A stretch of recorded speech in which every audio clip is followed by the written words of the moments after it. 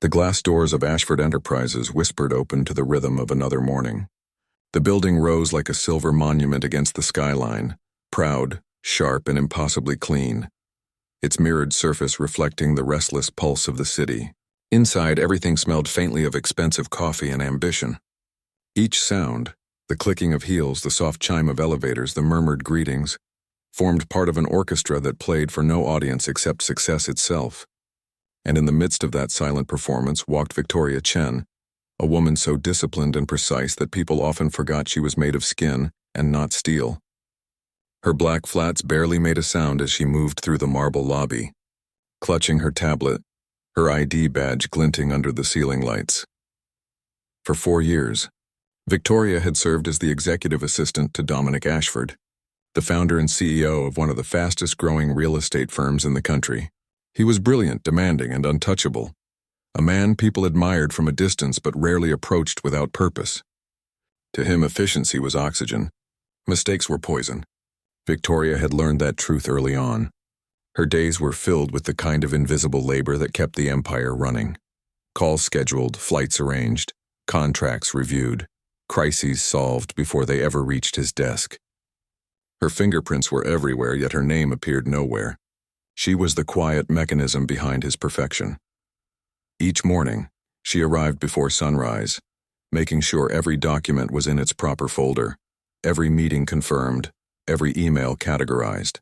The building was still half asleep then, the only sound the low hum of air conditioning and the click of her keyboard. She loved that silence. It was the only time the office felt human, before the avalanche of voices and deadlines and egos came crashing in.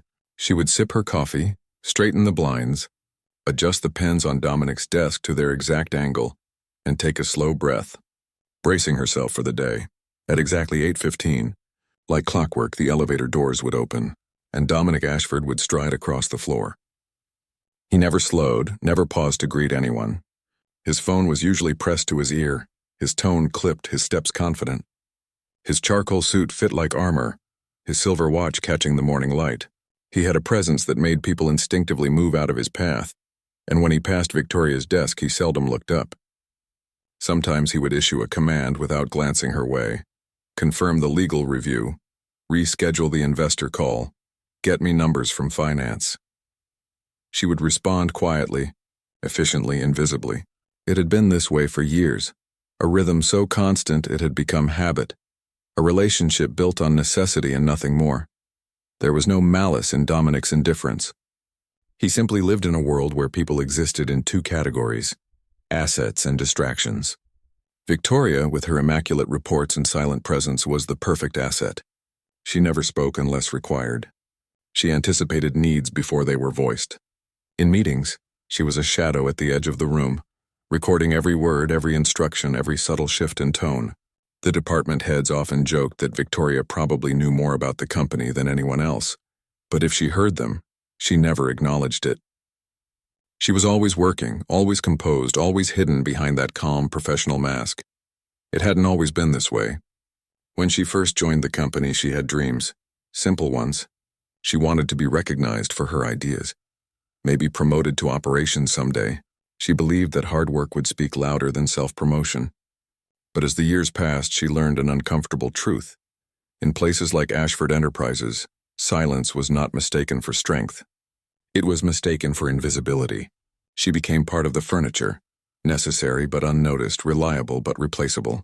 And somewhere along the line, she stopped expecting to be seen. The morning meeting that day was like dozens before it. The boardroom gleamed with polished wood and glass. Executives filled the seats, their laptops open, their eyes darting between Dominic and the projector screen. Victoria sat at the far end, taking notes as discussions bounced around the room. Cost projections, construction deadlines, investor interests. The tension was subtle but constant, like static in the air. Everyone wanted Dominic's approval. Everyone feared his disapproval even more. Halfway through the presentation, a small discrepancy appeared on a financial slide. A missing zero, a misaligned number. Hardly noticeable to anyone except Dominic. His eyes narrowed. "Stop the presentation," he said quietly, and the room froze. His gaze moved like a laser from the screen to the team, then to Victoria. Who prepared these figures? He asked, his voice low, controlled. The finance head fumbled for words, finally gesturing vaguely toward her. Victoria compiled the final file, he said, and she felt the weight of every eye turn her way. I reviewed data provided by finance, she replied evenly. That figure came directly from their submission. I can show you the source document. Dominic cut her off with a slight wave of his hand. I don't need excuses. I need accuracy. When something leaves this floor, it reflects me. It must be perfect. His words were measured, but the frost beneath them stung more than a shout would have. Victoria nodded once, her voice steady though her pulse raced. Understood, Mr. Ashford. The meeting continued as if nothing had happened. She resumed typing, recording notes even as her chest tightened. She knew she wasn't at fault. She knew she had flagged that figure in an email the previous night. But she also knew how the hierarchy worked. Defending herself would only brand her as defensive. So she swallowed her pride as she always did and carried on. When the meeting ended, people filed out silently, some offering sympathetic glances she didn't need. Back at her desk, she focused on her tasks with mechanical precision. The office hummed around her, phones ringing, footsteps echoing, laughter in distant corners. Her world narrowed to the screen, the numbers, the rhythm of her typing. It was easier not to feel. Yet beneath that calm surface, something small and bitter stirred. A quiet question she'd buried for years. Would anyone notice if I disappeared tomorrow? That thought lingered longer than it should have. The answer arrived in the form of someone entirely new. Late that afternoon, the HR director walked through the floor with a tall, confident man beside her. Everyone, she announced cheerfully, this is Cameron Hayes, our new director of business development. Heads turned, polite smiles appeared, greetings were exchanged. Cameron's presence was different from the others. Warm where they were cold, approachable where they were guarded. His handshake was firm but friendly, his eyes steady and kind. When he reached Victoria's desk, he didn't just nod in passing. He stopped. And you must be Victoria Chen, he said, reading her nameplate. The person who actually runs this place if the rumors are true. Victoria blinked, caught off guard. I just make sure things run smoothly, she replied with a small, polite smile. I'll bet you do more than that, Cameron said easily.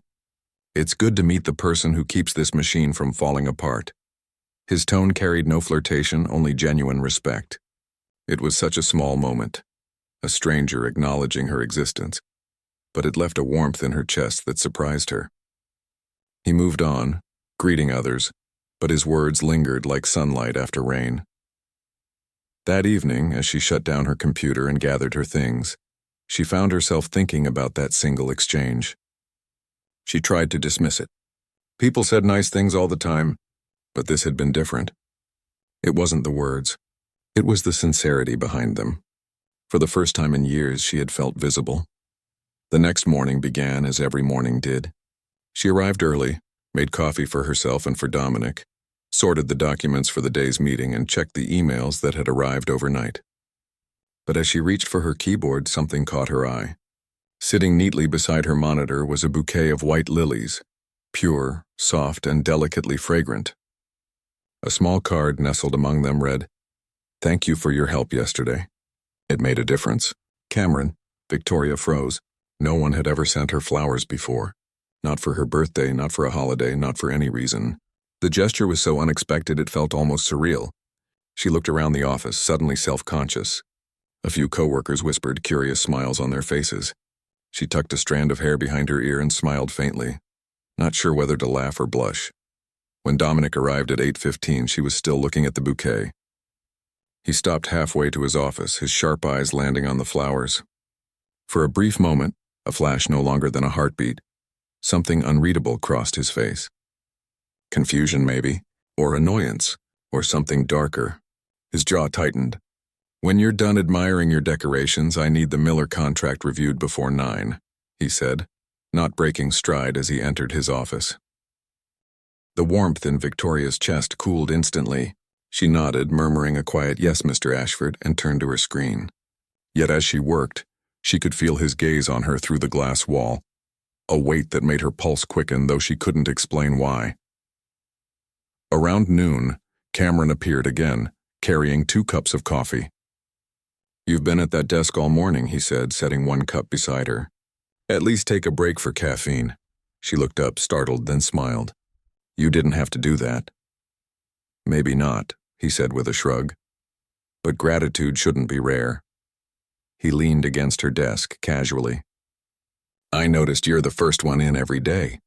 Do you ever stop working? She chuckled softly. It's easier to get things done when no one else is around. I can believe that, he replied, studying her with mild curiosity. How long have you been with the company? 4 years. And in those 4 years, he asked, how many people have thanked you for keeping everything afloat? Victoria hesitated. The answer was obvious, but saying it aloud felt too vulnerable. It's part of the job, she said finally. Cameron smiled gently. Maybe it shouldn't be. Dominic's door opened at that exact moment. His gaze flicked toward them. Victoria sitting upright, a coffee cup in her hand, Cameron smiling at her. He said nothing, but his knuckles whitened against the folder he carried. As he turned toward the conference room, his reflection flashed in the glass. Controlled, composed. But behind his eyes, something restless stirred. That day passed differently. Dominic snapped at people more than usual, his temper shorter, his tone sharper.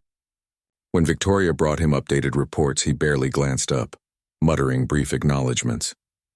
But his distraction was visible. More than once, she caught him staring at her desk when he thought she wasn't looking. At the flowers, at the way Cameron occasionally stopped by. It unsettled her in ways she didn't want to analyze. That evening, when the office emptied, Victoria stayed behind to finish the last report. The city glowed outside the window, lights shimmering across the skyline. She glanced at the lilies again, their petals catching the soft golden hue of the setting sun. For the first time in years, she felt something shift within her. Not romance, not infatuation, but recognition. Someone had noticed her effort, her humanity. It was like breathing after years underwater. In his office, Dominic stood by the window too, the reflection of the city flickering across his face. From where he stood, he could see her at her desk, head bent, hair falling loosely over her shoulder, the flowers glowing softly beside her. He had never truly looked at her before, not really. She had always been background noise, a constant he didn't have to think about. But now he couldn't stop thinking about her. He didn't understand it. It wasn't attraction, not exactly. It was disruption. She had always belonged to the order of his world, silent and efficient. And now, because of one small gesture from another man, she seemed different, brighter somehow, alive. And that realization unsettled him more than he cared to admit. When Victoria finally turned off her monitor and gathered her bag, she noticed him still standing there. For a brief second, their eyes met through the glass. He looked away first. She left without a word. But as the elevator doors closed behind her, Dominic found himself staring at the empty space she'd left behind, wondering when the absence of a single person had started to make the whole office feel colder. That night, as he sat alone in his penthouse overlooking the city, Dominic poured himself a glass of whiskey he didn't want. The room was silent except for the ticking of an antique clock. He had spent years mastering control over markets, over people, over himself. Yet one assistant's smile had thrown his balance off more effectively than any corporate rival ever could. He remembered the way she had defended herself in the meeting, calm, steady, unflinching. He remembered the quiet strength behind her politeness. He had dismissed her because she never demanded attention, never sought credit, and now someone else had noticed what he had ignored all along. He took a slow breath and stared out the window at the sea of lights below. Somewhere among them, Victoria was probably riding the train home, listening to music, maybe smiling faintly as she thought about those flowers. The thought twisted something deep inside him, something uncomfortably close to regret. For the first time in years, Dominic Ashford, the man who measured value in contracts and profits, found himself questioning the cost of invisibility. And as the night deepened, one truth echoed in his mind with relentless clarity. He had built an empire, but he had failed to see the one person who quietly kept it standing. The next morning began with the same rhythm that had defined Ashford Enterprises for years. The steady hum of ambition, the disciplined cadence of footsteps, the soft whisper of the elevator doors that opened precisely on time. But beneath that mechanical order, something unspoken had shifted. Victoria arrived early as always, her hair neatly tied, her eyes calm but alert. Yet as she placed her coffee on her desk and glanced toward Dominic's glass-walled office, she sensed a tension in the air, not sharp enough to name, but strong enough to feel. It was as if the building itself had grown aware of something new, something alive that refused to fit within the rigid structure of steel and glass. The white lilies on her desk were still there, their petals slightly curled at the edges but fragrant and beautiful. She thought briefly of removing them before Dominic arrived, perhaps to avoid awkwardness or whispers, but then decided against it. The flowers were innocent, a simple gesture of gratitude, and she refused to apologize for being seen, for once. She began reviewing the morning's correspondence, her mind focused, her movements precise. At 8:15 sharp, the elevator doors opened, and Dominic walked in with his usual air of command. But this time, his gaze flicked immediately to her desk, and the faintest change crossed his expression. A pause too subtle for most to notice, but Victoria felt it like static in the air. He said nothing. He merely gave a curt nod and disappeared into his office.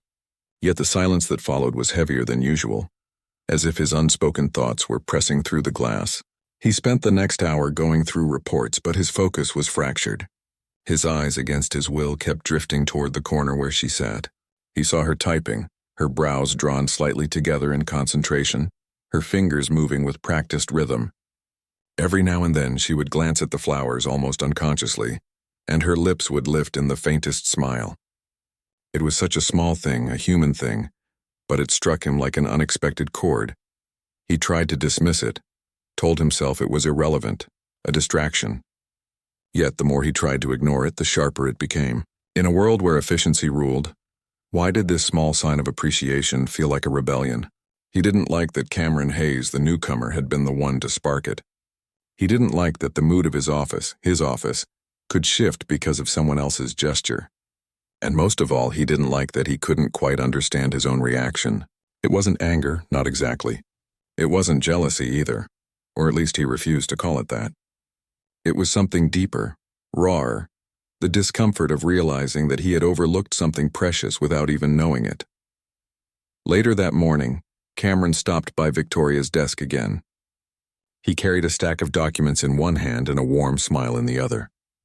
"Good morning, Victoria," he said easily. "I need your input on this client pitch. You know the internal systems better than anyone." Victoria blinked, surprised but pleased. "Of course I can help. Let me take a look." Dominic's office door was slightly ajar. Through the narrow opening he could see them. Cameron leaning slightly over her desk, Victoria pointing at the documents, their heads close as they discussed something quietly. She was animated in a way he had never seen before, her voice light, her eyes alive, her gestures graceful and confident. It wasn't flirtation. It was comfort, ease, respect. But to Dominic, who had grown accustomed to her subdued politeness, it felt like watching a stranger wear her face. For the rest of the day, his concentration faltered. During meetings, his questions came out clipped, his temper shorter than usual. He found fault in presentations that were perfectly acceptable, criticized work that didn't deserve it. The department heads exchanged uneasy glances, unsure what had triggered his mood.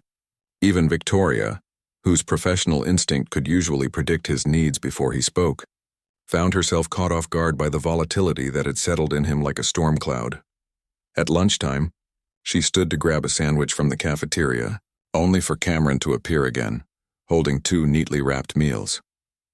"Before you say no," he said with a grin, "I saw the cafeteria line and decided it was safer to rescue you from it." Victoria laughed softly, shaking her head. "You're impossible, Cameron." "Persistent," he corrected. "And besides, this is self-interest. If you collapse from exhaustion, the entire office will crumble." Their laughter was genuine, warm, human, the kind of sound that rarely existed within the sterile walls of Ashford Enterprises. But to Dominic, who was in the hallway speaking to a client on his phone, that laughter cut through the air like an intrusion. His steps slowed. His voice faltered mid-sentence. The sound of her laughter, that light, gentle sound he had never heard directed at him, stirred something sharp inside his chest. He retreated to his office, his jaw tight, his thoughts a tangle of contradictions. Why should he care? She was his employee, nothing more. Her happiness or lack thereof should not concern him. And yet, when he closed his eyes, all he could see was the way she smiled when Cameron spoke, the way her expression softened, the way the flowers seemed to glow brighter in her presence. It wasn't about the man or even about her. It was about control, the realization that for the first time in years, something in his carefully constructed world was happening without his permission, without his influence. That afternoon, Dominic called for her. His tone was cool, professional, distant, but she sensed the undercurrent of tension beneath it. "Victoria," he said as she entered, "I want the upcoming investor files reorganized. The format isn't consistent. It follows the layout you approved last quarter," she replied calmly. "Then improve it," he said, his eyes fixed on his monitor. "Standards evolve." She nodded, though she knew his standards hadn't changed at all. This wasn't about documents. It was about distraction. She could feel it, the restless energy, the silent conflict he refused to name. But she chose not to respond in kind. Instead, she kept her composure, her professionalism unbroken. She had learned long ago that calmness disarmed anger more effectively than confrontation. Still, as she left his office, she felt the sting of confusion. Why did he seem unsettled by her lately? Why did he look at her sometimes as if searching for an answer he couldn't ask? She didn't understand it, and she didn't want to assume. Men like Dominic Ashford did not see women like her. Whatever turmoil lingered behind his sharp eyes was his alone. Days passed, and the small changes began to multiply. Cameron and Victoria's teamwork became noticeable. They shared ideas, drafted proposals, refined strategies. Under his encouragement, Victoria began contributing thoughts she had once kept to herself. Her insights were sharp and creative, and Cameron made sure to credit her openly during meetings. For the first time, people began to see her not merely as an assistant, but as a voice worth hearing. Dominic watched this evolution with increasing tension. Every compliment Cameron gave her felt like a challenge. Every time her name was mentioned in a positive light, he felt an unfamiliar discomfort twist in his stomach. He told himself it was because workplace order mattered, that blurred boundaries could weaken professionalism. But deep down he knew that wasn't the truth. What unsettled him wasn't her success. It was that he had never thought to give her the same acknowledgement, and now someone else was showing her what respect felt like. The moment that finally broke the illusion came one rainy Tuesday morning. The city outside was shrouded in gray, rain streaking the windows in soft rivers. Victoria sat at her desk reviewing a stack of contracts, when Cameron approached with a small box wrapped in paper the color of lavender. "You mentioned last week you love orchids," he said, his tone light but warm. "I saw this at a shop near my building and thought it might brighten your workspace." Inside was a delicate orchid, its petals pale violet, its stem slender and perfect. Victoria's lips parted in surprise. "Cameron, you really shouldn't keep bringing me things. People will start talking." "Let them," he replied easily. "I think the office could use a little beauty anyway." Her cheeks flushed. She tried to protest again, but her laughter betrayed her pleasure. "You're impossible." From behind the glass wall of his office, Dominic saw the entire exchange. The way Cameron smiled, the way Victoria's eyes softened, the way that fragile orchid seemed to glow in her hands. Something hot and fierce rose inside him. A sharp mixture of jealousy and regret he didn't have the vocabulary to name. Without thinking, he slammed his pen on the desk, the sound echoing in the silent office. Heads turned. Victoria looked toward him, startled, but he was already standing, his posture rigid, his expression unreadable. "Victoria," he said sharply, stepping into the open space. "In my office, now." The air thickened instantly. Cameron's easy smile vanished. Victoria followed Dominic silently, her heart pounding. Once inside, he gestured for her to close the door. The soft click of it shutting seemed to trap the tension between them like lightning in a bottle. "May I ask what this is about?" she asked calmly. "You tell me," he said, his tone dangerously controlled. "You've been distracted lately. Your focus isn't where it should be." She frowned slightly. "I've completed every task on schedule. If something is missing, please tell me." He hesitated. There was nothing missing, her work remained flawless. But logic had no place in the chaos of what he was feeling. "This office isn't a social club," he said finally. "I expect professionalism." Her eyes flashed for the first time in years. "Are you implying I've been unprofessional?" I'm implying you're allowing yourself to become distracted by someone who doesn't understand boundaries, he replied, his voice low. Victoria's composure didn't break, but her pulse quickened.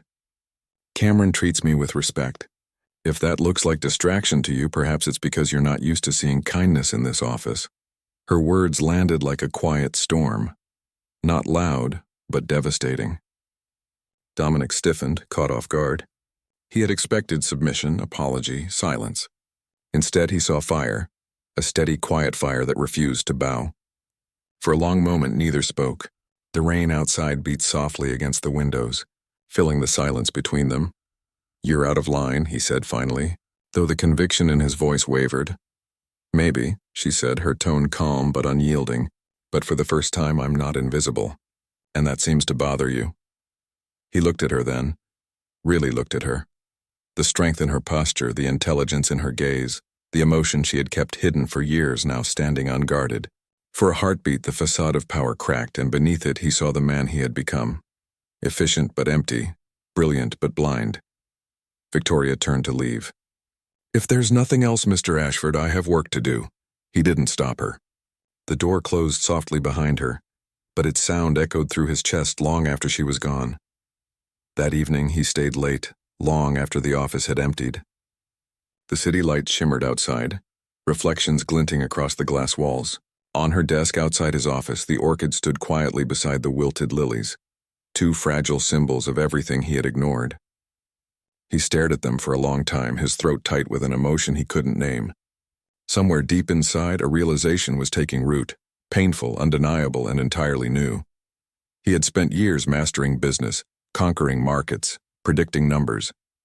But he had failed the simplest human equation: to see the worth of another person before someone else reminded him to look. And as he stood there in that silent office, watching the last petals tremble under the hum of the air conditioner, Dominic Ashford understood that something inside him was beginning to unravel, and that whatever came next would change not just how he saw her, but who he was allowed to become. Morning light spilled through the vast panes of glass that framed the 20th floor, washing everything in a pale, silvery glow that did little to soften the tension lingering in the air. The rain from the night before had left the skyline gleaming and sharp, the streets below glittering with puddles that reflected a restless city. Inside Ashford Enterprises, however, the atmosphere was far from renewed. It felt heavy, an invisible weight pressing on every word, every movement. People sensed the change even if they could not name it. The meticulous rhythm that once defined the company had begun to stumble, and the source of that imbalance stood behind the largest glass wall in the office. Dominic Ashford had not slept. He arrived early, as he always did, but there was an edge to his posture that morning. A tension coiled tight beneath the precision of his suit. He had spent most of the night pacing his penthouse, staring at the city lights while thoughts collided like sparks in his mind. Jealousy was not an emotion he recognized easily. It belonged to men who lacked control, and Dominic prided himself on never losing control of anything. Yet the moment he had seen Victoria laughing with Cameron, the moment he had caught that unguarded brightness on her face, something inside him had fractured. He tried to frame it as professionalism, concern over blurred boundaries, office decorum, but the lie was too thin to hide behind. The truth, as unwelcome as it was undeniable, gnawed at him with quiet persistence. He had built walls so high that he had forgotten what warmth felt like, and now, watching someone else kindle it in the woman who had silently kept his world functioning, he realized just how cold he had become. Victoria sensed that distance before a word was spoken. When she stepped into the office, she greeted him softly, but his reply was curt, almost mechanical. Throughout the morning, he barked short instructions, rejected drafts without clear reason, and demanded revisions that made no difference at all. The rest of the team tiptoed around his moods, exchanging anxious glances, while Victoria moved through the chaos with her usual calm, her heart heavy with confusion. She had learned to navigate his temper years ago, but this was different. His anger seemed personal now, tinged with something she couldn't define. Hurt, perhaps, or pride. She kept her head down, her voice steady, her hands busy, but inside her patience was beginning to fray. By midday, the tension finally snapped. It happened during the weekly performance review, a meeting that normally ran with mechanical precision. Department heads filled the long glass-walled conference room, each one armed with spreadsheets and metrics, their attention fixed on Dominic at the head of the table. Victoria sat to one side, recording notes, her tablet poised. The discussion turned to a new commercial development, a project that had consumed months of planning. When one executive hesitated over a detail, Victoria quietly offered the corrected figure.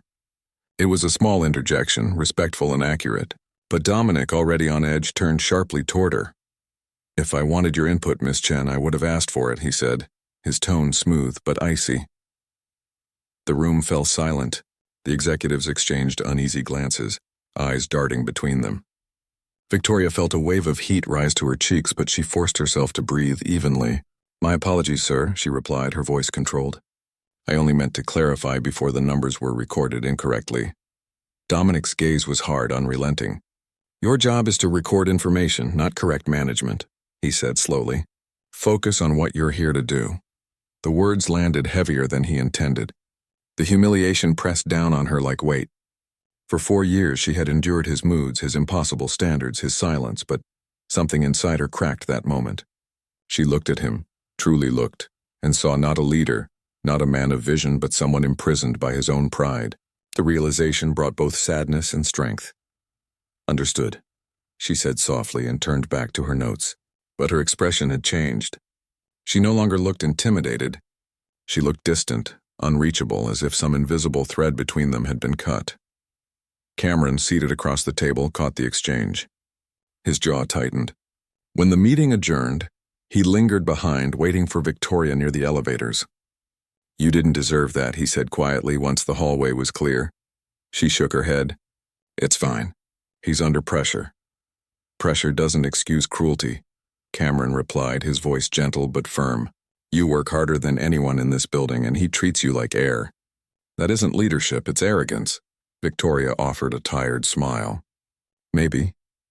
But I stopped expecting fairness a long time ago." Cameron studied her for a moment, then said softly, "You should start expecting it again." With that, he walked away, leaving her with a truth she wasn't ready to face. That evening, Dominic sat alone in his office long after everyone had gone home. The city was a blur of lights beyond the glass, a living pulse that refused to rest. The reflection of the orchid on Victoria's desk glowed faintly in the dim corridor light. He stared at it, remembering the sound of her voice, the steadiness of her defense, the disappointment in her eyes. He told himself it was her defiance that unsettled him, that she needed to remember her place, but the lie tasted bitter. The image of her turning away, calm, resolved, and heartbreakingly dignified, kept replaying in his mind. For the first time, he wondered whether he had gone too far, whether the respect he demanded had long since turned into fear. Over the next few days, something subtle began to shift. Victoria stopped lingering after hours. She no longer filled the quiet spaces of the office with her quiet efficiency. She still completed every task flawlessly, but her tone was clipped, her manner detached. She no longer anticipated his needs or engaged in small courtesies. If Dominic asked for something, she delivered it, but nothing more.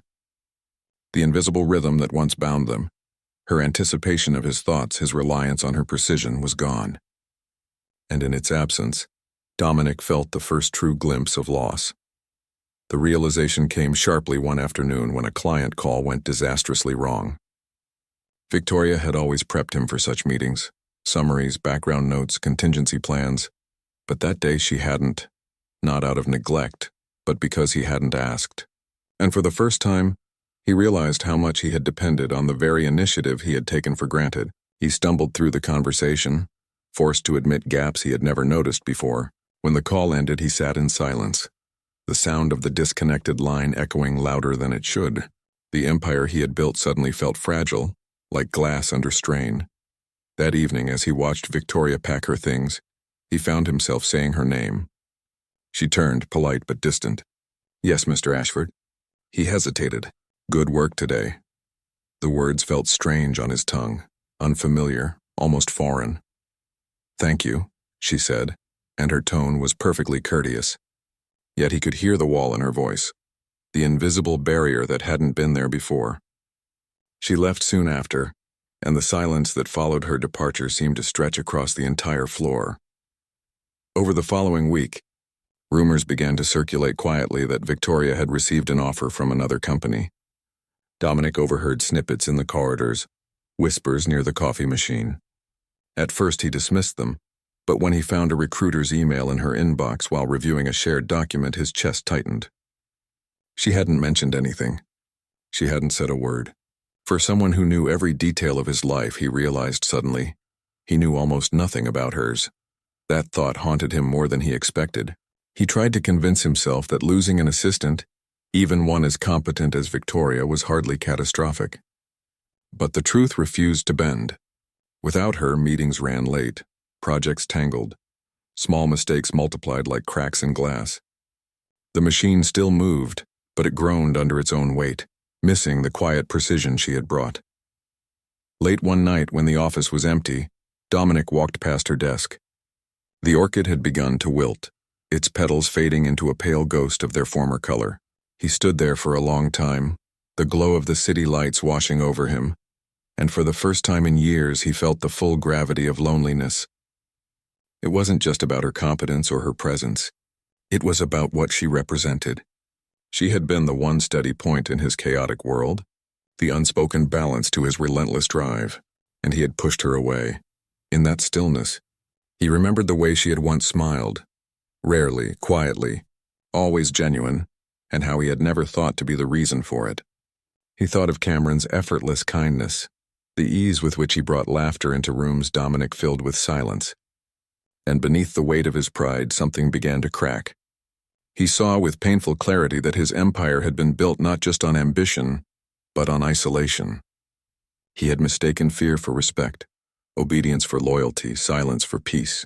And now, faced with the possible loss of the one person who had stood beside him without recognition, he realized that the glass tower he had built around himself was already beginning to crumble. That night he drove aimlessly through the rain-slicked streets, the city lights blurring past like ghosts. He found himself thinking of his father, a man who had measured success in numbers and expected the same of his son. "Feelings make you weak," his father had once said. "Control everything and nothing can break you." Dominic had believed that for most of his life. But control, he now saw, was a brittle kind of strength, the kind that shatters when warmth finally touches it. When he returned home, he stood by the window of his penthouse looking out over the glittering skyline.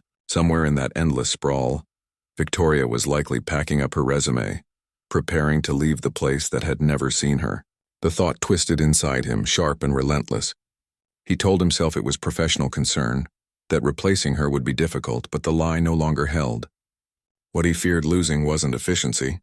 It was connection. It was the quiet presence that had, without his realizing it, softened the edges of his life. He poured himself a drink and sat in silence, the city's hum fading beneath the weight of his thoughts. He could still hear her voice from earlier that day, steady, polite, final. "Thank you, Mr. Ashford." It sounded like a goodbye disguised as courtesy. And for the first time in his life, Dominic Ashford understood what it meant to be powerful yet powerless at the same time.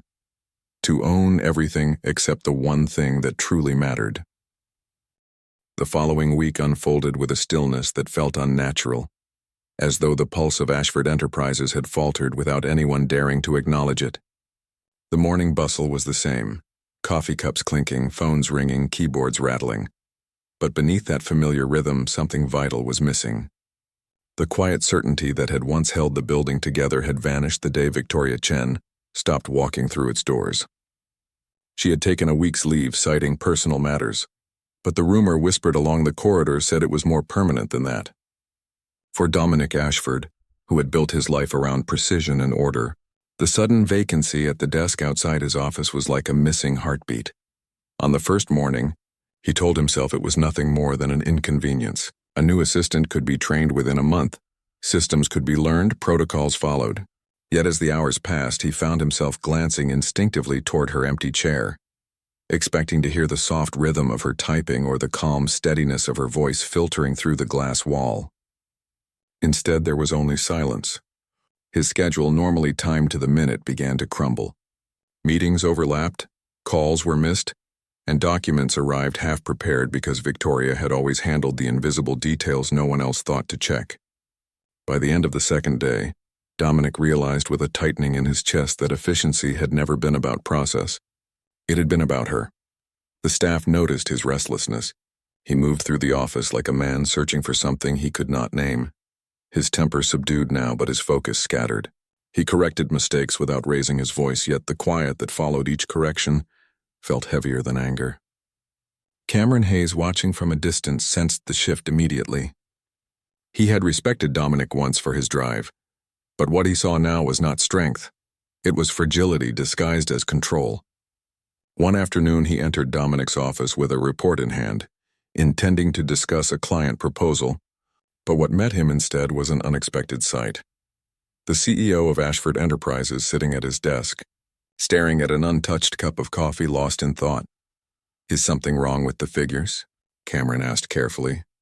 Dominic blinked as if pulled from another world. "No," he said after a moment. "The figures are fine." His voice was flat, absent of conviction.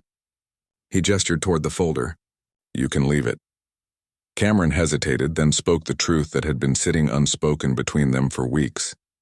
"She's not coming back, is she?" Dominic's jaw tightened. "Who?" "You know who," Cameron said softly.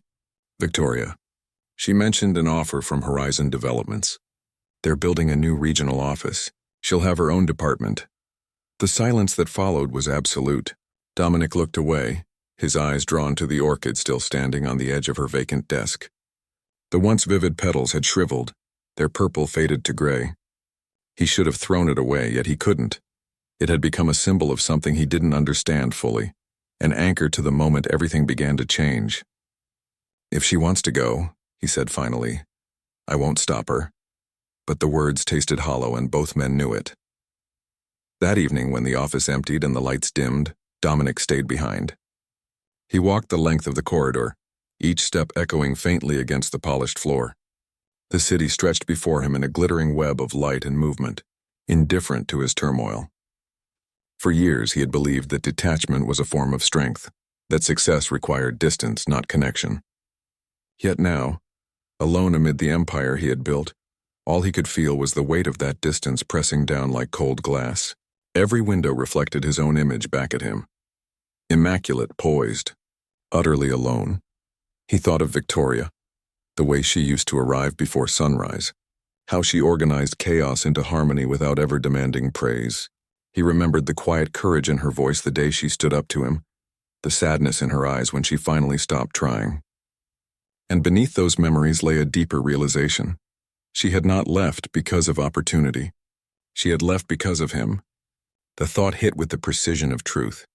He had driven away the very person who had made his world bearable. Days passed, and with each one the building grew colder. The new assistant, efficient but impersonal, lasted only 3 days before resigning. "He's impossible to work for," she whispered to HR, unaware that Dominic overheard. Yet for once he didn't feel anger. He felt shame. He understood now that people didn't leave jobs. They left the silence that made them feel unseen. It was a Thursday afternoon when he finally saw her again. The elevator doors opened, and there she was, composed, graceful, wearing a soft beige coat and a calm expression that didn't quite hide the hesitation in her eyes. She had come to finalize her departure paperwork. Conversation in the lobby faltered as people noticed her, but she paid them no attention. She walked straight toward his office with quiet determination. When she entered, he was standing by the window, as if expecting her. "Victoria," he said, her name sounding unfamiliar on his tongue, as though he hadn't earned the right to speak it. "Mr. Ashford," she replied, her tone polite but distant. "HR said I should collect my release documents from you." He nodded slowly, then turned from the window. For a long moment neither spoke. The air between them was thick with everything left unsaid. Apologies unspoken, gratitude never voiced, moments too late to claim. Finally, he gestured toward the chair opposite his desk. "Please sit." She hesitated, then sat, folding her hands in her lap. "I appreciate the opportunity this company has given me," she began carefully. "But I think it's time for me to grow elsewhere. I've accepted the position at Horizon Developments." Dominic nodded again, but his eyes were shadowed. "They're fortunate," he said quietly, "though I doubt they'll realize it as quickly as they should." For a second she looked almost startled, then softened. "Thank you." He drew a slow breath, the words heavy on his tongue. "I owe you an apology, Victoria. For more than just harsh words. For every time I made you feel unseen. For building a world where silence was mistaken for value." He met her gaze fully now, and the control that had always defined him gave way to something raw and unguarded. "You kept this company alive. You kept me alive, though I never noticed until you were gone." The sincerity in his voice disarmed her. For years she had imagined what it would feel like to be acknowledged by him. But now that it was happening, the moment was bittersweet. "It's not too late to change," she said softly. "Not for the company and not for you. But change has to start with how you treat people, not how perfectly they serve you." He nodded slowly, her words cutting deeper than any accusation could. "You sound like you've already forgiven me." "I'm trying," she admitted. "Forgiveness isn't forgetting. It's learning what not to repeat." They sat in silence then, two people separated by years of unspoken emotion, bound only by the fragile honesty of the moment. Finally she stood. "Goodbye, Mr. Ashford." He rose as well, but the word goodbye felt final in a way he couldn't bear. "Victoria," he said again, and when she looked back he added softly, "If ever you need anything at all, you only have to call." She gave a faint smile, one that reached her eyes for the first time in years. "Take care of yourself, Dominic." Then she was gone. The elevator doors closed behind her, and with them closed an entire chapter of his life. That night he didn't go home. He stayed in the office until dawn, reviewing old files, rereading the notes she had written, each one a quiet echo of her diligence. Somewhere between midnight and morning, exhaustion pulled him into a moment of clarity. He realized that ambition without empathy was emptiness wearing a crown, and success without gratitude was the slowest form of failure. When the first rays of sunlight touched the city, he made a decision. The next week, the company changed in ways no one expected. Dominic began walking the floor himself, speaking to employees whose names he had never bothered to learn. He asked questions, listened to ideas, and, for the first time, thanked people publicly for their work. The transformation was subtle but real. Meetings became less about fear and more about collaboration. The office, once an echo chamber of anxiety, began to breathe again. People noticed the difference immediately, though no one dared to guess what had caused it. Only Cameron suspected the truth. Months later, on an unusually warm spring afternoon, Dominic found himself standing outside a newly renovated building in the Arts District, a project spearheaded by Horizon Developments. The sign on the glass read, "Regional Operations Director, Victoria Chen." He hesitated only a moment before entering.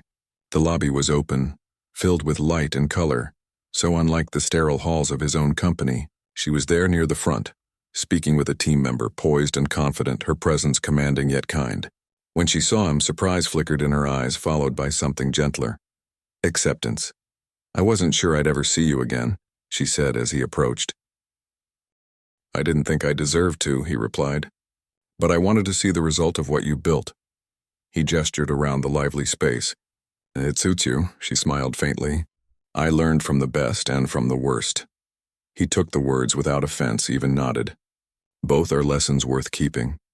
Then, after a pause, he added, "I came to ask if you'd consider partnering with us on our next restoration project." "As equals."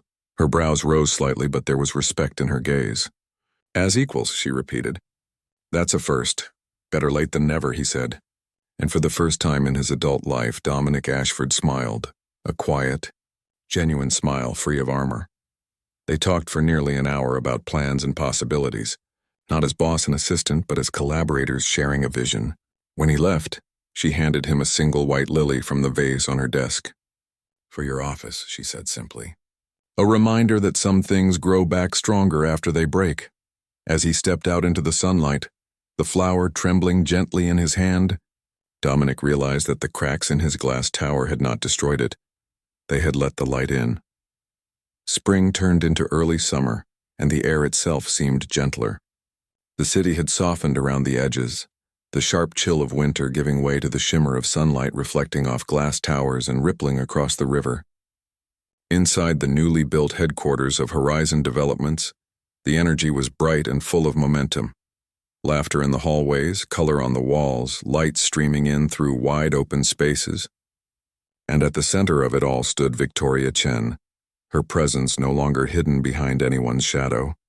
She moved through the office with quiet authority, a leader who carried grace instead of fear, someone who had earned her strength not through power, but through resilience. Her team admired her not because she demanded perfection, but because she inspired it. She listened, she thanked, she believed in the people who worked with her, and in that belief she had built something far greater than a job. She had built belonging. There were moments, however, when she found herself pausing by the large window of her office, looking down at the river that curved through the heart of the city. It was in those still minutes that she remembered the old days, the sterile precision of Ashford Enterprises, the sound of Dominic's voice through glass walls, the years of silence where she had existed as function, not feeling. Yet even those memories no longer carried bitterness. They were part of her story, part of the path that had carved her strength. Pain, she had learned, was not an ending. It was the teacher that shaped compassion. And though she did not think of him often, there were times when the echo of his name brushed gently against her heart, a reminder of the man he might still become if he ever learned to look beyond control. Dominic Ashford, for his part, had changed in ways that few could have predicted. The company he led no longer felt like a fortress. It breathed now, alive with purpose. Meetings that once ran on fear now thrived on collaboration, and his voice, once sharp as glass, had softened with gratitude. Employees began to see him not as a distant monarch, but as a man learning, failing, and growing beside them. Yet for all the transformation that surrounded him, one absence remained constant, a quiet space at the edge of his world that no amount of progress could fill. Every time he walked past the desk outside his office, now occupied by another assistant, he felt the faint echo of her presence. The rhythm of her voice, the calm steadiness of her steps, the way she had balanced his chaos without ever asking for credit, it all lingered in the corners of his memory like sunlight filtered through glass. One morning, months after their last meeting, he received a formal proposal on his desk, an intercompany collaboration between Ashford Enterprises and Horizon Developments for the restoration of a historic riverside district. The documents were thorough, expertly structured, the strategy elegant yet practical, but it was the signature at the bottom that made him stop mid-breath. Victoria Chen, Regional Operations Director, Horizon Developments. The name looked different in print, not because the letters had changed, but because the authority behind them had. She had become everything he had always known she could be, had he ever cared enough to see it sooner. He sat back in his chair, the paper trembling slightly between his fingers, and for a long time he simply stared at her name. Then, almost without thinking, he rose, took his jacket, and left the building. The drive to Horizon's headquarters felt both endless and instantaneous. He wasn't entirely sure what he would say when he saw her. He told himself it was business, that he wanted to discuss the project directly, but deep down he knew the truth. This was not about contracts or strategy. This was about redemption, about finally speaking the words he should have spoken long ago. When he arrived, the receptionist looked startled to see him. "Do you have an appointment, Mr. Ashford?" she asked politely. "No," he said, his voice quiet but steady. "But if she's free, tell her Dominic Ashford would like to speak with her." He waited in the sunlit lobby, feeling oddly out of place among the brightness and warmth. After a few minutes, he heard her voice, soft but unmistakable, coming from the hallway. When she appeared, dressed in a pale blue blouse and tailored skirt, her composure and calm struck him harder than any memory could. She looked stronger, happier, as if she had finally stepped into the light that had always belonged to her. "Dominic," she said, a flicker of surprise passing through her eyes. "I didn't expect to see you here." He smiled faintly, a little unsure, a little vulnerable. "I didn't expect to come, but I saw your proposal, and I wanted to congratulate you in person. It's remarkable work." "Thank you," she said, and though her tone remained professional, there was a quiet warmth beneath it. "Would you like to discuss the project?" "I would," he said, "but if I'm honest, that's not the only reason I came." Her expression softened, curiosity replacing formality. "Then what is the reason?" He took a breath that felt heavier than air. "To say what I should have said before. I was wrong, Victoria, about how I treated you, about what I believed leadership meant. You were the voice that held everything together, and I never saw it until you were gone. I used to think power came from control, but it doesn't. It comes from respect. from the ability to see people, not just results. You taught me that, though I was too proud to admit it at the time. She listened in silence, her gaze steady, her heart caught between memory and the present. For a long moment she said nothing, and in that silence he saw the depth of everything she had endured, the years of quiet invisibility, the loneliness behind her strength, the grace she carried despite it all. Finally she spoke, her voice calm but filled with emotion. You didn't see me then because you weren't ready to. Sometimes we only learn to value light after living too long in the dark. He nodded slowly, accepting her truth. You deserved better, and if you'll allow me, I'd like to spend the rest of my career proving I've become the kind of man who can see others clearly.